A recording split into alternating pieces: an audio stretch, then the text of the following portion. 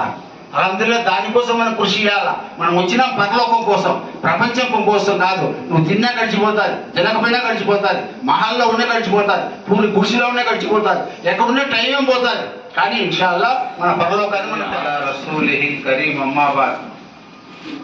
قال الله تبارك وتعالى في القرآن المجيد والفرقان الحميد أعوذ بالله من الشيطان الرجيم بسم الله الرحمن الرحيم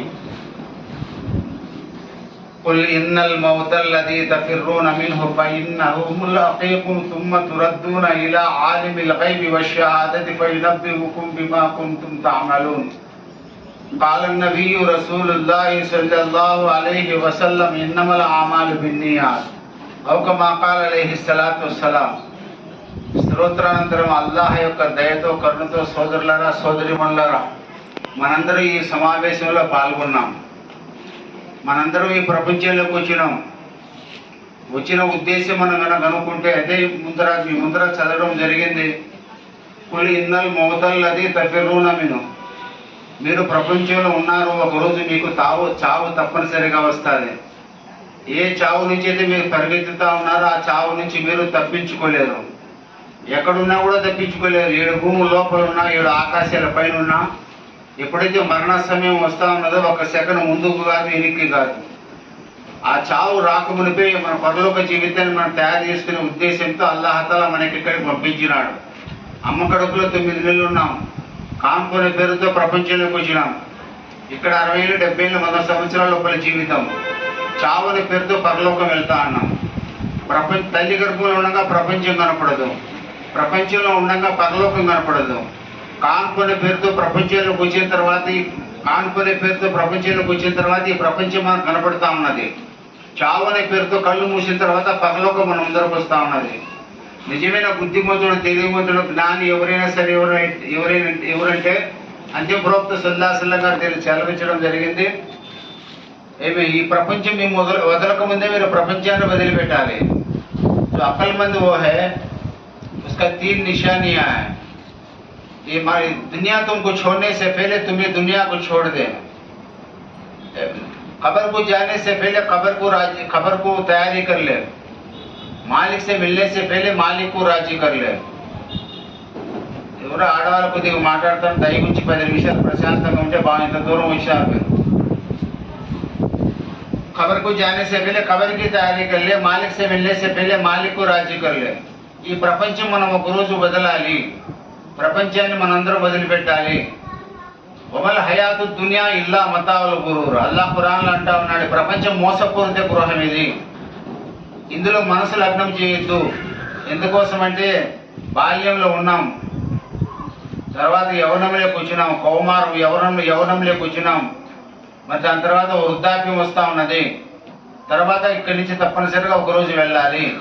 ఎందుకు మన ఇక్కడ పంపించాడు అల్లాహ్ అంటే ఆయన ఉద్దేశం పవిత్ర పురాణ గ్రంథంలో చెప్పడం జరిగింది.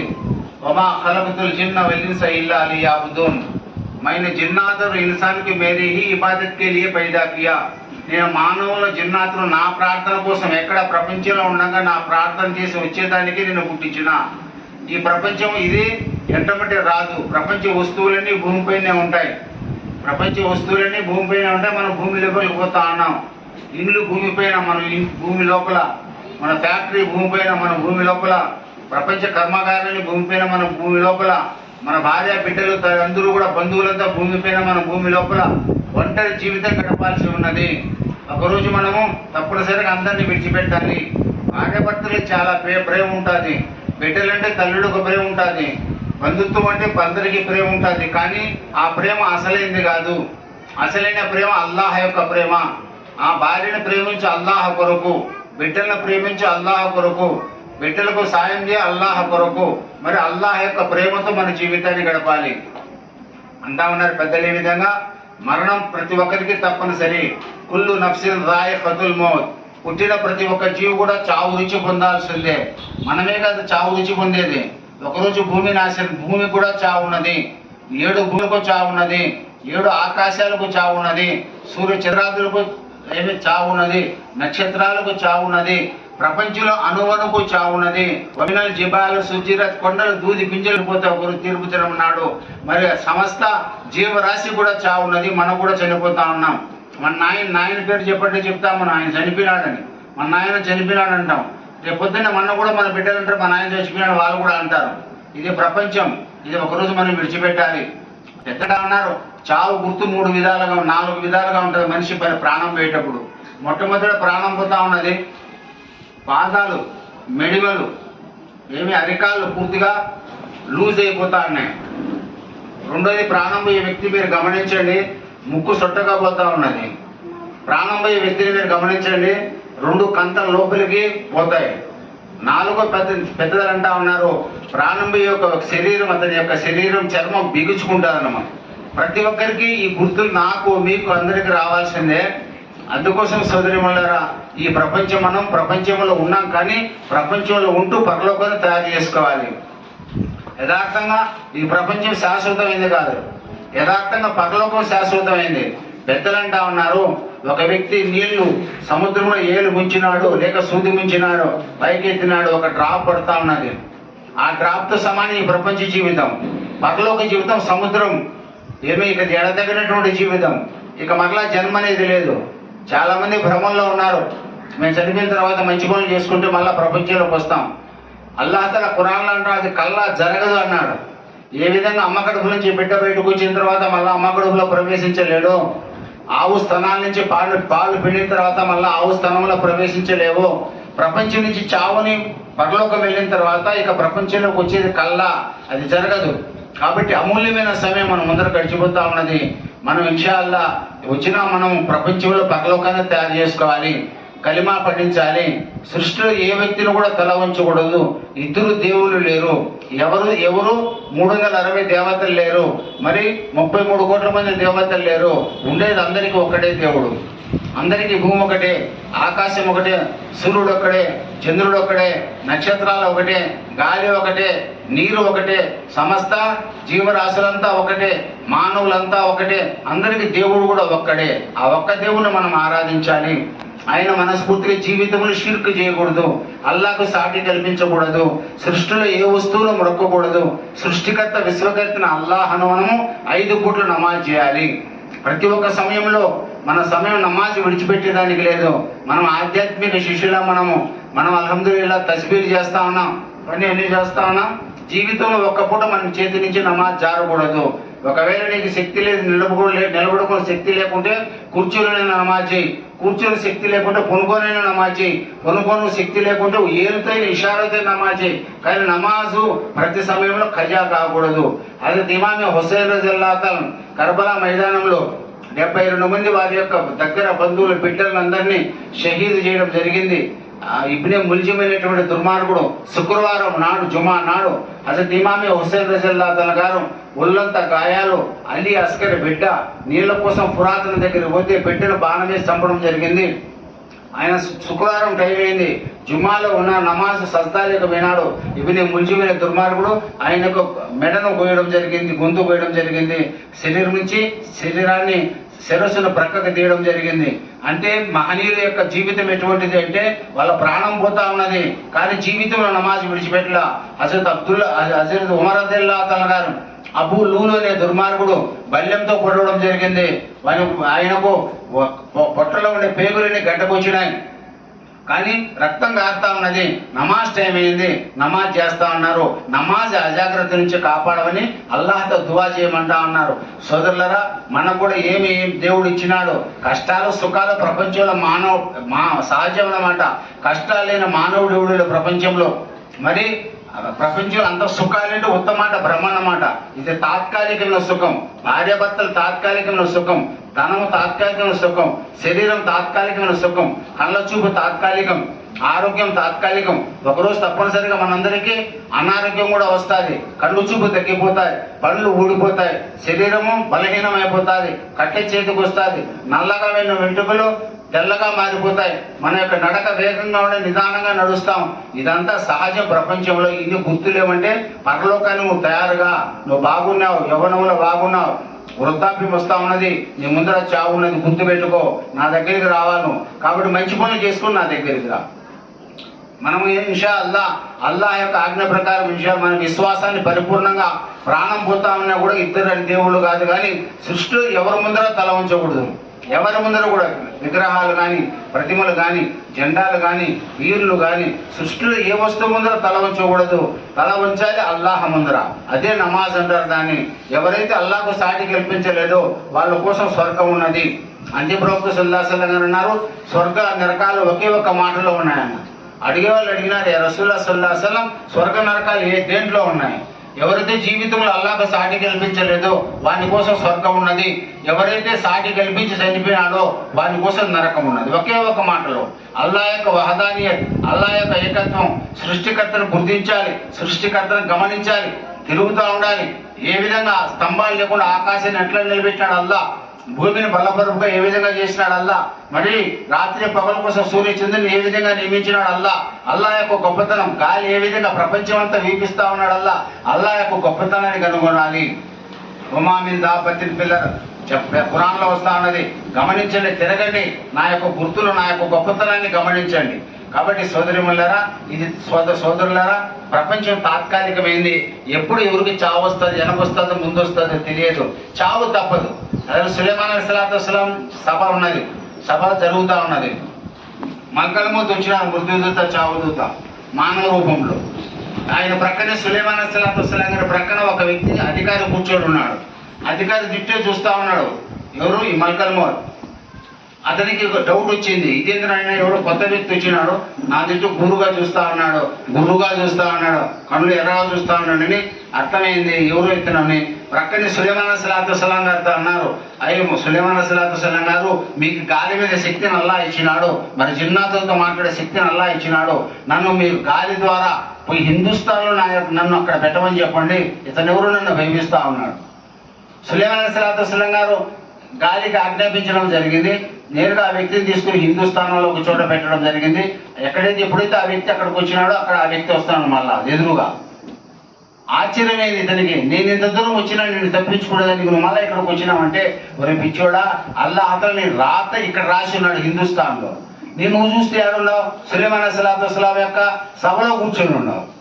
నాకు అందుకే నిన్ను చూసి నాకు ఆశ్చర్యమైంది. మరి ఇక్కడికి నువ్వు రావడం నువ్వే కోరుకున్నావు, అల్లాహ్ ఆజ్ఞ ఇక్కడ నీ ప్రాణం తీయమని ఆజ్ఞ అయింది.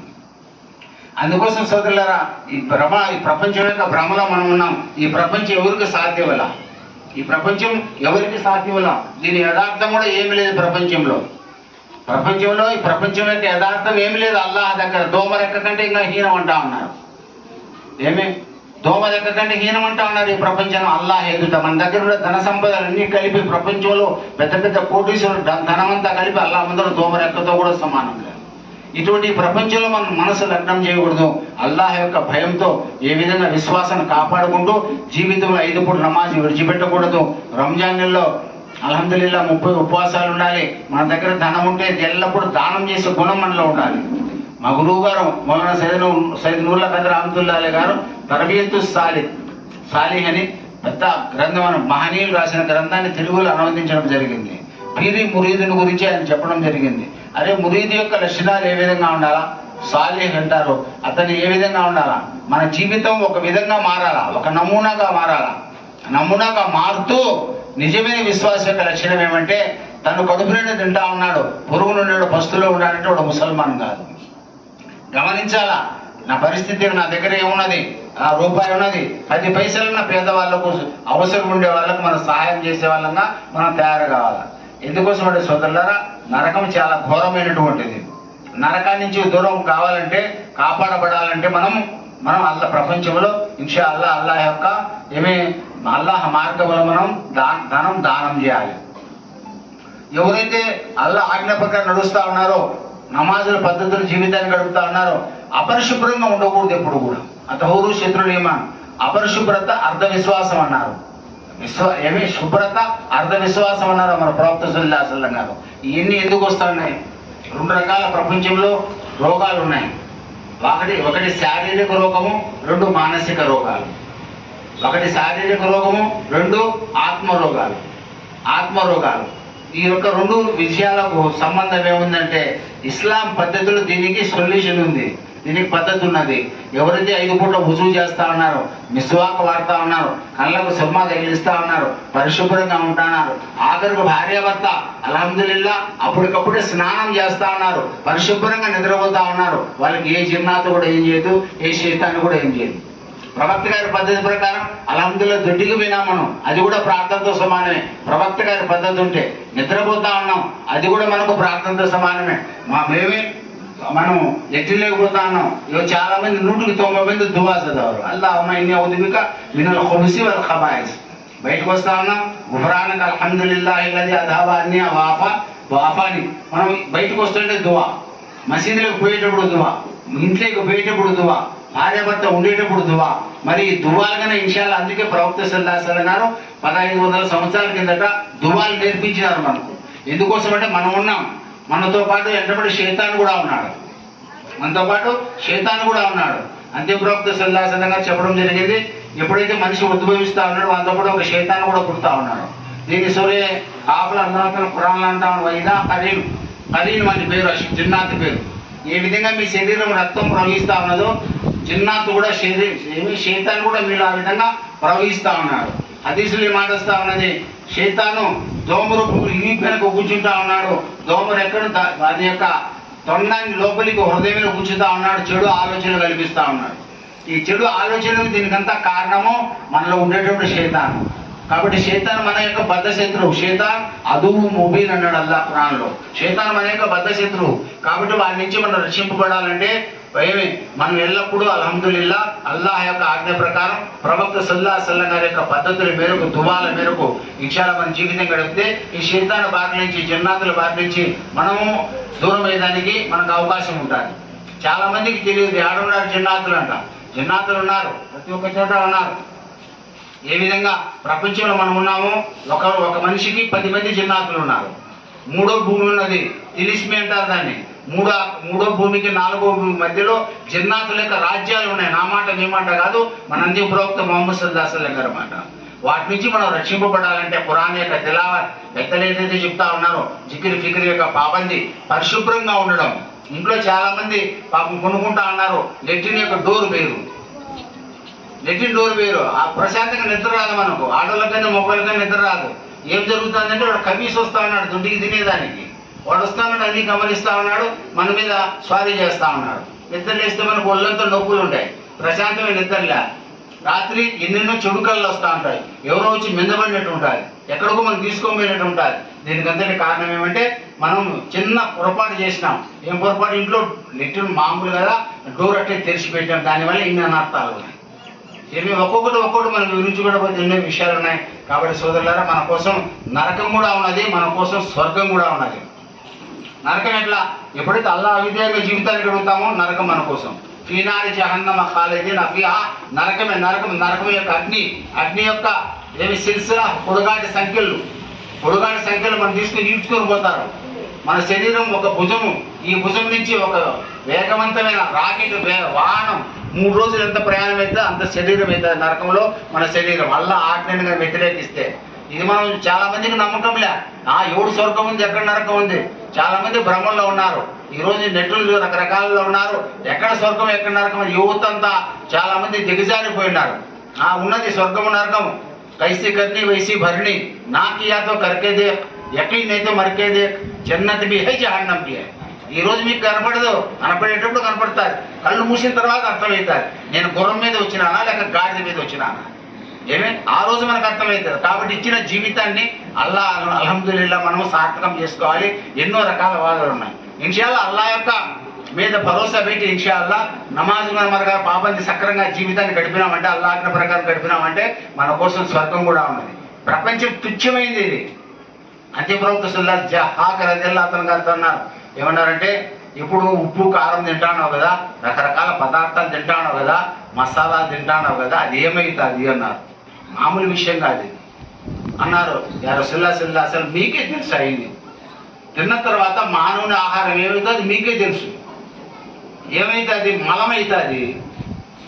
ఎంత మసాలా ఎక్కువ తింటే, అమ్మ ఆయిషా రజల్లాహు అన్హా అన్నారు, ఎంత మసాలా ఎక్కువ తింటే అంత దుర్వాసనగా దొడ్డికి వస్తుంది. ఎంత సాదాసీదాగా తింటే అంత సాదాసీదాగా దొడ్డికి వస్తుంది, దుర్వాసన ఉండదు.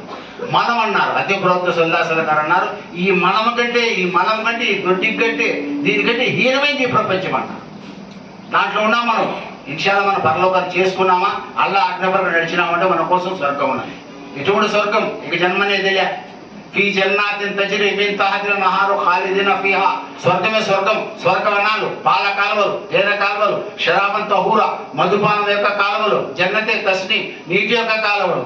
ఇక్కడ ఇనుములు ఆవులు లేకుంటే పాలు రావు, కానీ ఆవులు లేకుండా, జంతువులు లేకుండా పాల కాలువలు, తేనెటీగలు లేకుండా తేనె కాలువలు, మధుపానం, షరాబన్ తహూరా, ముద్ర వేసినటువంటి మధుపానం మన కోసం. ఈ ప్రపంచ సారాయి అయితే శరీరం పోతుంది, అవయవాలు పోతాయి. 100 ఏళ్ళు బతికోడు 50 ఏళ్ళకే పోతాడు. కానీ అక్కడ పరలోకం యొక్క మధుపానం మన కోసం పెట్టినటువంటి ఆ సారాయి మామూలు కాదు, ముద్ర వేసినటువంటిది. అది త్రాగినోడికి జీవితంలో తప్పికే కాదు. మరి ఇటువంటి విషయాల్లో ఇక్కడ ఒక ఇటుక మీద ఇటుక పెట్టుకున్న అబ్బా నేను చాలా కష్టపడిన జీవితంలో, ఇల్లు కట్టుకున్నా, ఏ కట్టుకున్నా, అదే ఇటుక మీద ఇటుక, రాయి మీద రాయి పెట్టుకుని గొప్పగా భావించుకుంటా ఉన్నారు. కానీ అల్లా స్వర్గంలో ఒక బంగారు ఇటుక, ఒక వెండి ఇటుక, మధ్యలో కస్తూరి పూత, యాకూతు వజ్రకాంతంతో మెలిగిన స్వర్గ భవనం మన కోసం ఉండాలన్నారు. అందులో దానికోసం మనం కృషి చేయాల. మనం వచ్చిన పరలోకం కోసం, ప్రపంచం కోసం కాదు. నువ్వు తిన్నా గడిచిపోతుంది, తినకపోయినా గడిచిపోతుంది, మహల్లో ఉన్న గడిచిపోతుంది, పూరి గుడిసిలో ఉన్న గడిచిపోతుంది, ఎక్కడున్న టైం ఏం పోతుంది.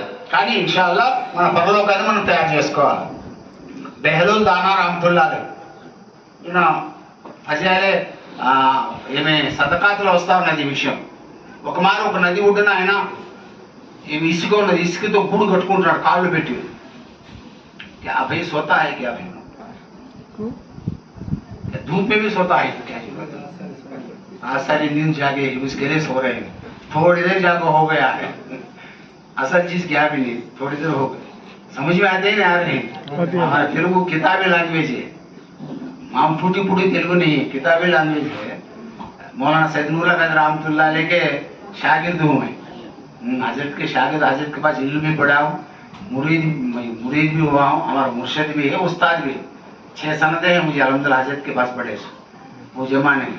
उसके लिए मौलाना के नाम से नूरुल इस्लाम, नूर फातिमा इस्लाम, मस्जिद नूर, नूराबाद पूरा हमारा उस्ताद है. उस्ताद के नाम से इंशाल्लाह हमें ये कर रहे हैं. अल्लाह का शुक्र अल्हम्दुलिल्लाह. क्या बोलते हैं, क्या बोल रहे हैं? हाँ, బెహలూల్ దానా రహమతుల్లాహ్ అలైహ్ ఒక మారు నది ఒడ్డున కూర్చొని కాలు పెట్టి ఇసుక గూడు కట్టుకుంటా ఉన్నారు. వ్యాహ్యాలుగా అంటే షికారుగా హారూన్ రషీద్ రహమతుల్లాహ్ అలైహ్ ఆయన యొక్క భార్య. హారూన్ రషీద్ రహమతుల్లాహ్ అలైహ్ ఎవరు? చక్రవర్తి, సౌదీ అరేబియాకి చక్రవర్తి ఆయన. ఆయన భార్య బీబీ జుబేదా. ఎవరైతే थोड़ी देर सबर करो हो गया है. ఇలా ఉంటే 4 కుప్పులు ఒకసారి చెప్తే అంతే, ఇంక మాటలు అంటే వచ్చినా మన అల్లా కోసం ఉంచే గోరు పట్టుకోబడ్డట. దునియా ప్రపంచం ఎల్లప్పుడు నువ్వు పెట్టా నీళ్ళు ఎట్టా ఇదే పంచారు. హారూన్ రషీద్ రహమతుల్లాహ్ అలైహ్ భార్య ఇద్దరు వస్తారు. చక్రవర్తి భార్య బీబీ జుబేదా. ఆమె గమనించింది ఈయన అల్లా వాళ్ళ దైవప్రియుడు. అల్హమ్దులిల్లాహ్ బెహలూల్ దానా దైవప్రియుడు, అల్లా యొక్క ఒలి. ఈయన ఎందుకు కొట్టుకుంటాడు? ఊరు పిచ్చుకు గూడు మాదిరి ఇది ఇసుకతో. దగ్గరికి రా, సలాం అలైకుం హజరత్, క్యా కర్తే హై హజరత్ ఆపన. ప్రక్కనే ఉన్నాడు భర్త చక్రవర్తి, ఎవరు? హారూన్ రషీద్ రహమతుల్లాహ్. అంటా ఉన్నాడు ఆయన బెహలూల్ దానా. ఆయన దారిని పోతే రాళ్ళు కొట్టేవాళ్ళు, రాళ్ళతో కొట్టేవాళ్ళు. కానీ దైవప్రియుడు ఆయన, అల్లా యొక్క ఒలి దైవప్రియుడు. మన కానల్లాహి కానల్లాహు లహు, జిస్నే అల్లాహ్ కా హోగా అల్లాహ్ ఉస్కా హోగా. ఎవరైతే అల్లా వాడైతా ఉన్నాడో అల్లానే అతను వాడైతా ఉన్నాడు. ఈయన కట్టుకుంటా అంటే సలాం చేసి అడిగిన తర్వాత అమ్మా జుబేదా పేరుతో పిలుస్తాడు. ఆమె అల్లా యొక్క జ్ఞానం అన్నమాట, దివ్య జ్ఞానం అల్లా ఇస్తాడు దైవప్రియుడు. అడగడం జరిగింది, అమ్మా జుబేదా మై జన్నత్ కా మహల్ బనాతా హూ మా అన్నాడు. నేను స్వర్గం యొక్క భవనాన్ని కడతా అన్నాడు. ఈయన ఆశ్చర్యం ఇది ప్రకృతి. హారూన్ రషీద్ రహమతుల్లాహ్ చూస్తాను అన్నాడు, తమాషా అనుకుంటా అన్నాడు. ఎవరి పిచ్చోడు? స్వర్గం యొక్క మహల్ ఏంది ఇతనింది కట్టేది? స్వర్గం యొక్క మహల్ ఇతనే కడతాడు. అప్పుడు అన్నది ఆమె తెలుసు, అర్థమవుతుంది ఆమె. ఏమే దైవప్రియుడి యొక్క నోట్లోంచి మాట వస్తే సత్యము. ఉస్కా ఖరీద్ కితనా, ఉస్కా ఏ మూల్ కితనా, దాని విలువ ఎంత అన్నారాయన బెహలూల్ దానా రహమతుల్లాహ్ అలైహ్. దాని విలువ నీ మెడలో ఉండే హారం అంతా అన్నాడు. నీ మెడలో హారం దగ్గర దాని ఎంత అన్నాడు. ఇంకొక పుస్తకంలో ఇన్ని దీనారాలు అవుతాయని చెప్పడం జరిగింది. ఫౌరన్ ఏం మాట్లాడలేమా, ఆయన ఏం కోరుకున్నాడో వస్తువు ఇవ్వడం జరిగింది. నా కోసం దువా చేయడం జరుగుతాను.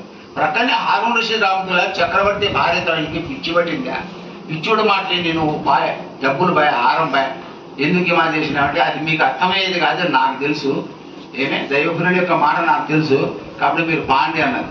ఆయనకు అది ఆలోచన అయింది. హారూన్ రషీద్ రహమతుల్లాహి ఎంత పని చేసింది జుబేదా, నా ముందు నన్ను అడగండి ఆయన దానం చేసింది. రాత్రి నిద్రపోతా ఉన్నాడు ఆయన, కళ్ళు వచ్చింది, స్వప్నం వచ్చింది. స్వప్నంలో స్వర్గంలో పోతా ఉన్నాడు, స్వర్గంలో విహరిస్తా ఉన్నాడు. స్వర్గంలో పోతా అంటే ఒక మహల్ ఉన్నది, దాని పేరు ఏమి జుబేదా, బైతే జుబేదా అంటే జుబేదా గారి యొక్క గృహము అని పేరు ఉన్నది. అరే బిబి జుబేదా ఇప్పుడు నా భార్య కదా, నా భార్యకి ఇంత పెద్ద మహల్ వచ్చిందా, దగ్గరికి పోవడం జరిగింది. పోయి చూస్తామని లోపల అడుగు పెడితే అడుగు పెట్టనీలే, అడుండే బయట ఉండేటువంటి కావలి వాళ్ళు అంటా ఉన్నారు, సిపాయిలు అంటా ఉన్నారు, మీరు వెళ్ళండి, మీరు మీకు స్థానం లేదు, నాకు స్థానం లేదు. బిబి జుబేదా నా భార్య మహల్యకి నేను ప్రవేశించింది, నాకేమైంది? ఇదంతా ఎక్కడ జరుగుతుంది? కళలో. ఎక్కడ జరుగుతుంది వలీ భాయ్? అంద్యాల్లోనా? నా ముఖం చూస్తాను. అయితే కళ్ళలో జరుగుతుంది. ఆయన ఎప్పుడైతే దొబ్బడం జరిగిందో బయటికి నా భార్య అంటే ఇది అట్లా లభించేది కాదులే, నువ్వు వెళ్ళిపో, నీది కాదు నీ భార్యది. కానీ ఆమె యొక్క యకీన్ని బట్టి అల్లా ఇచ్చినాడు. చూస్తే కళ్ళు తెలుసుకున్నాయి, స్పృహ వచ్చేసింది, మెలకు వచ్చేసింది. మెలకు వచ్చిన తర్వాత అదే అందుకే నా భార్య ఆ విధంగా దానం చేసింది. ఆయన దైవప్రియుడు. నేను ఈరోజు పోయి దానం చేయాలనుకున్నాను. నేరుగా సాయంత్రం అయింది, నేను ఒంటరిగా పోయినాడు.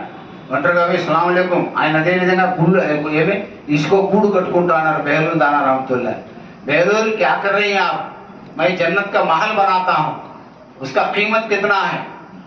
అప్పుడు అన్నారు బెహలూర్ దానా రహమతుల్లాహి, అరే హారూన్ రషీద్, ఇది చూసి వచ్చిన తర్వాత లభించేది కాదు, చూడక ముందు దీనికి వేల ఉంటుంది కానీ చూసిన తర్వాత దీనికి వేల ఉంటుంది.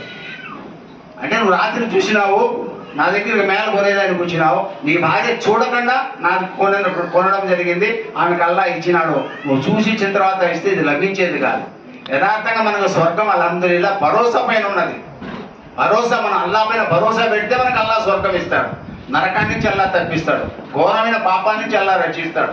స్వర్గంలో ఏమున్నది అంటా మనం చాలా మంది అనుకుంటాడు, ఏముందబ్బా ప్రపంచంలో ఏముంది, ఏమీ లేదు, అంతా ఒంటికి దొడ్డికి గబ్బు, కళ్ళ నుంచి పూసి చాలా అందగత్తే, సరే అందగత్తే అందగాడే, కానీ కళ్ళ నుంచి ఏమొస్తుంది, పూసి వస్తుంది, ముక్కలోంచి చీముడు వస్తుంది, నోట్లోంచి జొల్లు వస్తుంది, చెవుల్లోంచి గుబులు వస్తుంది, ఒళ్ళంతా చెమట.